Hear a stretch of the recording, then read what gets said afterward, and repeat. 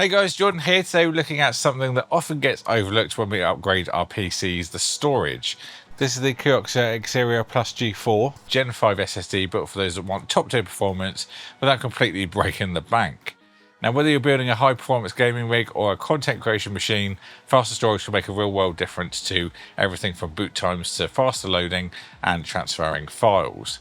Now, a big thank you to Scan Computers UK for sending out the drive for me to check out. They're one of the UK's leading PC retailers, stocking everything from individual components and ready built systems to professional audio and video equipment.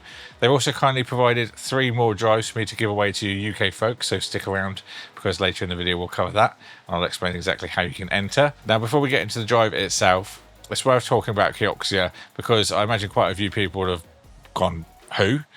Now, Kioxia are the company formerly known as Toshiba Memory, and they're actually one of the world's leading manufacturers of NAND flash memory. They've also developed their own BICS flash technology, which is used in everything from consumer SSDs and PCs right through to enterprise storage and large-scale data centers. So without that out of the way, let's take a closer look at the Plus G4 itself. So this drive uses the same standard M.2 80mm form factors, making it compatible with a vast majority of modern desktop and many laptops, offering sequential reads of up to 10,000 megabytes per second and writes of 79. Now, the larger 2TB model that goes up to 8,200 megabytes on the right, so very impressive speeds and a little bit of a bump there for the bigger version. Now, it's also rated for 1.3 million random reads and 1.4 million random writes, and it's also backed with a 5-year warranty. Now, one thing worth mentioning is this is a DRAM-less design that uses host buffer memory or HMB, so rather than having dedicated DRAM on the drive itself, it uses a little bit of your system performance to help manage the data, but it just reduces the cost while still delivering excellent everyday performance. So let's get on to some testing. I wanted to keep the comparison as fair as possible, so I tested both drives with the same hardware, only changing the SSD. I've tested a Gen 4 drive and then this drive here, and then the GPU graphics card memory. All the rest stayed exactly the same, allow us to focus purely on the storage performance. Now, I started with Crystal Disk Mark, of course. We saw a maximum sequential read of 10.1 gig, so over the up to on the box, which is very impressive. And then the read was 8.3 gigabytes, so comfortably exceeding the 9700 on the box as well. So that's exactly what you want to see. Shows the drive is performing right where you'd expect it, being a Gen 5 drive and in a Gen 5 slot. Now, one thing worth mentioning, this isn't a fresh empty drive straight out of the box. I actually put my full Windows installation on it from my sim rig, so that's got all of my games applications installed. There's only around 130 gig left on the drive, so it still managed those advertised or exceeded those advertised speeds even with a load of files on it. Now, not every SSD will necessarily behave like this. Some drives will slow down as the available space becomes very limited, particularly during sustained write workloads, but with 130 gig free, I'd say this is much closer to how people would actually be using their drives rather than just obviously straight out of the box empty. So with the synthetics out of the way, I wanted to see whether any of that extra bandwidth actually translates to benefits in day-to-day use. Now, the first thing I looked at was the Windows boot speed. So using exactly the same settings again, I ran the Gen 4 drive and then simply swapped over to the Gen 5 and made sure to pick the right boot device. We got 18 seconds on the Gen 4 drive and then around 11 on the Plus G4. And what actually surprised me more than the numbers was how quick the system felt. On the Gen 4, we had the Windows introduction welcome screen that you generally see with the user account and all that stuff before we get to the desktop. Then with the Plus G4, it briefly went black and then immediately dropped me into the desktop, which was really surprising and kind of made me jump a little bit as well. But yeah, certainly more snappier and responsive, despite the actual time difference being around 7 seconds. Then I also moved into Forza Horizon 5. Now, why Forza, you might ask? It's a game set in Japan, and Kioxia are actually a Japanese brand, so it seemed like the perfect opportunity to test a Japanese SSD in a Japanese setting. So I'm going to bring up the test that I did on screen, but keep in mind this footage was captured with OBS afterwards, so that does take a bit of the system overhead. So the times you see on the screen might look slightly slower than the actual timings I recorded off screen without OBS. Starting with the initial game load, there wasn't a huge difference separating the two drives, depending on whether the game was performing the optimization process or not. Differences were only a few seconds, which is what I'd expect from a modern Gen 4 SSD, so they're generally very quick anyway. Once you're in the game, there were some different loading gains though. Loading from the player house to free roam was around a second faster on the Gen 5, and also travelled from the top left of the map down to the bottom right on Legend Island. Longer fast travels like that really show the difference, where smaller jumps might not give the game as much to load. Now, while none of those improvements might feel life-changing on their own, they do add up over time, whether booting into Windows, loading into a game, or fast travelling around the map. The G4 constantly came out ahead, while keeping the rest of the system the same.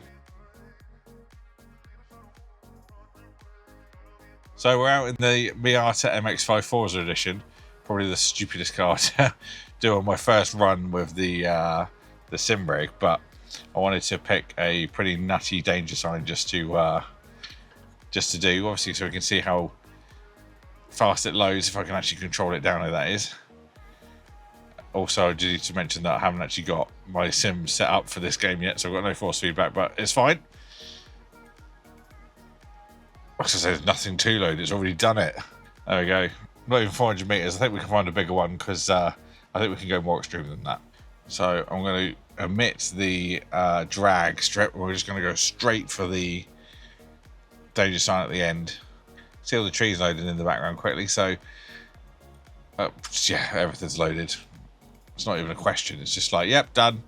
Oh, okay, no style points there.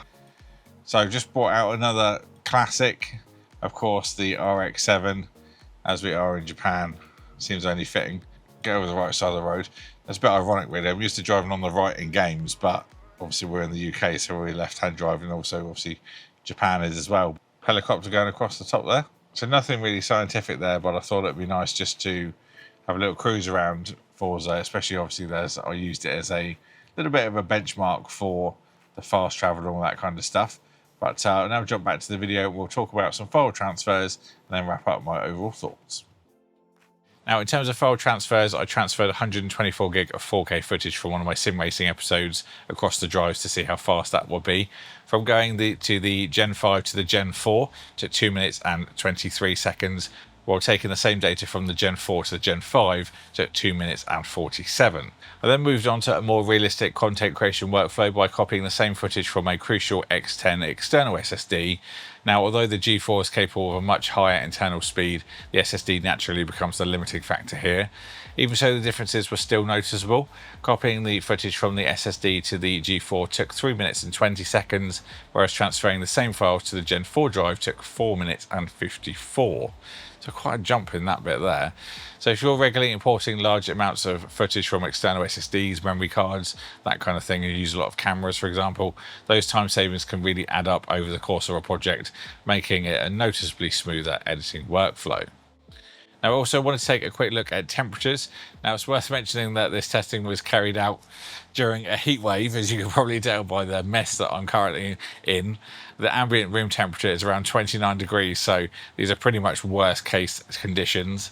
Now, to really put the drive under some sustained load, I ran 9 consecutive loops of Crystal Disk Mark using nothing more than the standard Gen 5 heatsink that's on the MSI X6MTE Carbon Max Wi-Fi motherboard, so no additional cooling or anything like that. Even under those conditions, the Plus G4 reached a maximum temperature of just 51 degrees, which I think is really impressive. It also shows that, at least in this setup, heat simply wasn't an issue, and even during prolonged heavy workloads.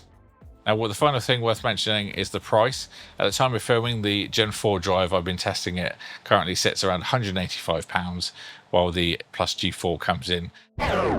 So, quick interruption while I'm editing this video. Since filming, the price of the Kioxia Gen 5 has actually dropped down to around £170, which makes it cheaper than the Gen 4 drive that I actually tested it against in the video.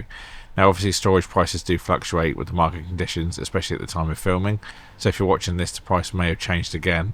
But at the current pricing, it does make the Gen 5 drive even more compelling. And if you're considering a 2TB option, that's currently around £209, so around £40 extra than the 1TB, which makes it a really attractive upgrade if you need the extra capacity. Now, overall, I have been really impressed with this drive. It's delivered exactly the sort of performance Kioxia claims as well. Well, we've exceeded it in some tests, which was really great, especially for having a nearly full drive of Windows installation on there as well. Temperatures stayed well under control during the testing, and real-world use, it outperformed the Gen 4 drive which you would hope anyway, but perhaps more importantly, it did so consistently across every test that we threw at it. Now, for gaming and things like booting into Windows, you can shave off some time, but if you're a photographer, content creator, or anyone that uses your PC for more than just games, this is where you can really start to see those time savings. Saving over a minute and a half when you import 125 gig of footage might not sound like much on paper, but over weeks and months of editing, it's time you'll definitely appreciate getting back. Now, as I also mentioned, thanks to Scan Computers UK, I've actually got 3 more of these drives to give away. To enter, I'm going to put a Gleam link down below, which gives you a few different ways to enter rather than just relying on one method. Now, unfortunately, this giveaway will be UK only, simply because Scan's a UK retailer, blame Brexit. And they're handling the prizes. I'll announce the winners though over my social media in a few weeks' time, so make sure you're following me there so you don't miss it. Now, as always, if you enjoyed this video, please don't forget to leave a like, subscribe if you're new, and I'll see you all in the next one, hopefully a little bit less sweaty.